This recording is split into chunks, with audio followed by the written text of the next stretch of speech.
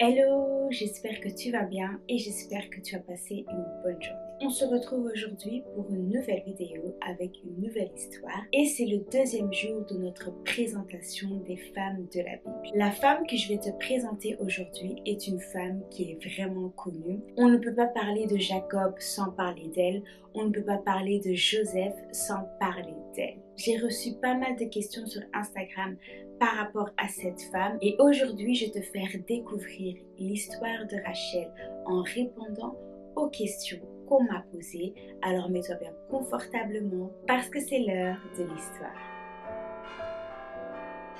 Rachel est connue pour être la fille de Laban, qui est le frère de Rebecca. C'est la petite sœur de Léa. C'est la femme pour qui Jacob a travaillé 14 ans. C'est la maman de Joseph et Benjamin. Et c'est aussi une bergère qui emmenait le troupeau vers le puits. La première question que j'ai reçue par rapport à Rachel est: quelle était sa relation avec sa sœur Léa? Dans la Bible, on nous dit que Laban avait deux filles. Léa qui était l'aînée et Rachel qui était la cadette.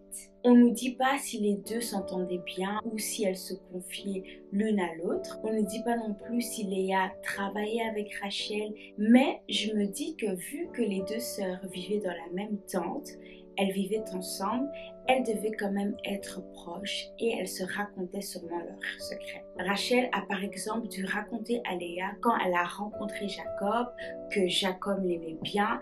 Donc pour moi, Léa était au courant que Jacob aimait vraiment Rachel, mais aussi que Rachel aimait Jacob. Parce qu'en tant que sœurs qui vivent dans la même maison, on se raconte tout, des choses marrantes, des choses moins drôles, des choses sérieuses, des choses par rapport aux relations, par rapport au travail, par rapport à l'école.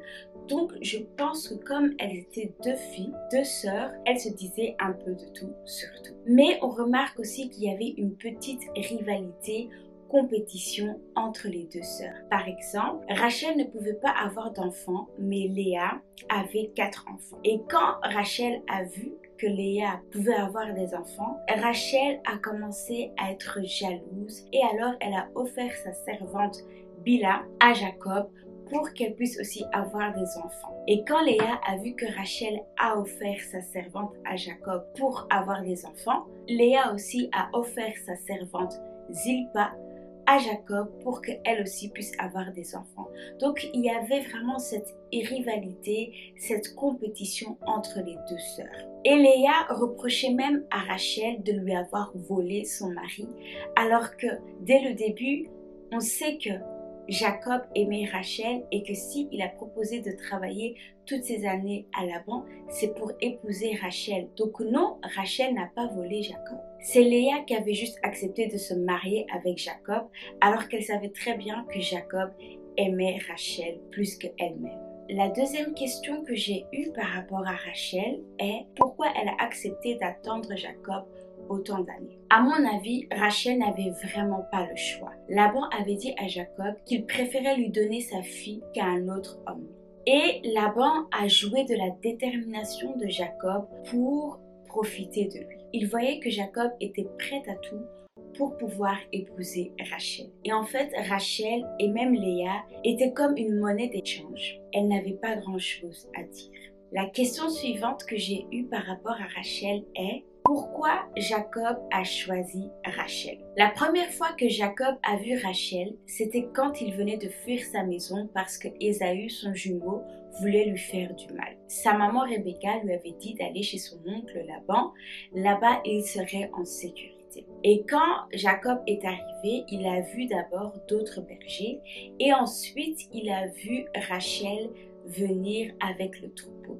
Directement, il a proposé de l'aider à abreuver le troupeau et ensuite il a pleuré parce qu'il était content de voir quelqu'un de sa parenté. Jacob savait qu'il voulait épouser Rachel dès le premier jour où il l'a vue. En plus, elle était belle de taille, belle de figure.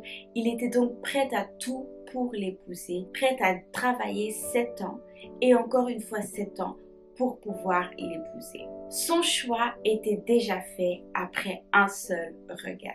Et même quand Laban l'a trompé en lui donnant Léa au lieu de Rachel, Jacob a dit à Laban: « Comment est-ce que tu peux me tromper? J'ai travaillé 7 ans pour Rachel, mais tu me donnes Léa. » Laban alors a dit: « Termine la semaine avec Léa et après ça, tu pourras épouser Rachel et commencer ta vie avec elle. » Et dans la Bible, on nous dit aussi que Jacob aimait Rachel plus que Léa. La question suivante que j'ai reçue par rapport à Rachel est: comment Rachel se sentait quand elle n'arrivait pas à avoir d'enfant? Laban avait trompé Jacob en lui donnant d'abord Léa comme femme au lieu de Rachel. Et quand Laban a donné Léa, il a donné également une servante qui s'appelait Zilpa pour qu'elle puisse accompagner Léa. Mais Jacob n'aimait vraiment pas Léa. Et Dieu voyait que Léa n'était vraiment pas aimée. Alors il l'a rendue féconde, tandis que Rachel était stérile. Léa a eu 4 enfants et pendant tout ce temps, Rachel n'avait aucun enfant. Rachel était devenue jalouse de sa sœur. Elle pleurait et elle suppliait Jacob de lui donner des enfants. Mais Jacob n'en pouvait rien parce que ce n'était pas lui qui l'avait rendue stérile. Alors elle priait et elle demandait à Dieu de lui donner des enfants. Comme consolation, elle a proposé de donner sa servante Bila à Jacob pour qu'il puisse avoir des enfants. Comme ça allait faire comme si ses enfants appartenaient à Rachel. Et quelque temps plus tard, sa servante Bila a eu des enfants. Et non seulement ça, la servante de Léa, Zilpa, a aussi eu des enfants. Et là, Rachel s'est dit: mais c'est pas possible. Moi, je prie Dieu et je n'ai toujours pas d'enfants. Déjà, c'était mon mari. Il est devenu le mari de Léa, le mari de Zilpa, le mari de Bila. Et moi, qui étais normalement censée être sa seule femme, je n'ai toujours pas d'enfant. Comment Dieu peut-il me faire ça? Rachel était vraiment triste et malheureuse.